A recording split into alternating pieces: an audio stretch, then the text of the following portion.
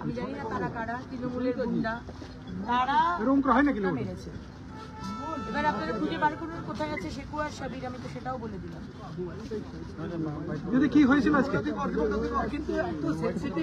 তৃণমূলের শেকু আর সাবির আমার গাড়িতে পাথর মেরেছে। যাবার সময় তো মেরেছে, তখন অতটা বুঝতে পারিনি। এখান থেকে বেরোচ্ছি তখন আমাকে আবার মেরে গাড়ির কাজটাকে ভেঙে দিল। এইভাবে তো চলতে পারে না। তৃণমূল কি চাইছে? তাপস বন্দ্যোপাধ্যায় কি চাইছে? 10 বছর তো কাজ করেননি কোনো। সৎ সৎ সৎ বলে মানুষকে বিভ্রান্ত করে। 21টা প্রশ্ন করেছিলাম, আপনি কি করেছেন তার উত্তর দিতে পারেন। আজকে সেই আপনার শেকু আর সাবির ক্রিমিনালকে দিয়ে পাথর মারাচ্ছে। আপনাদের পোষান ক্রিমিনাল, আপনারা তো ক্রিমিনাল করছেন। মমতা ব্যানার্জি তো বলেছেন না আমরা ক্রিমিনালকে চালনা করি, যদিও এখন ওরা আপনাদের চালনা করে। কি মনে করছেন মুসলমানরা আপনাদের পৈতৃক সম্পত্তি? সিটিং এমএলএ যদি আসে রহমতনগর বা যে কোনো এতে, সেখানে ঢুকতে দেওয়া হবে না?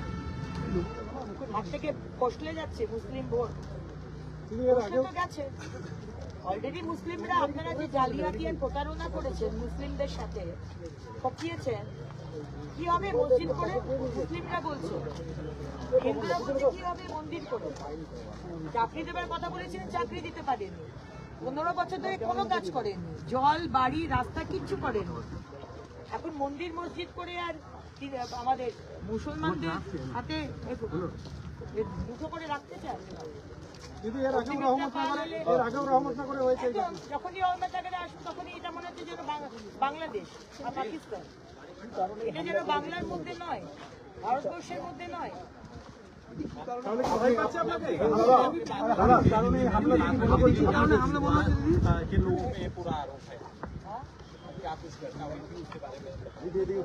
हम सुबह से आप लोग भी मेरे साथ हैं। हम सुबह से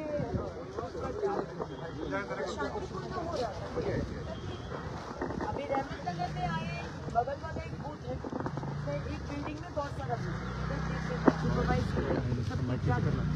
निकल गए, फिर रास्ता उधर से घुमा के इस बूथ में बहुत सारा बूथ इधर आए।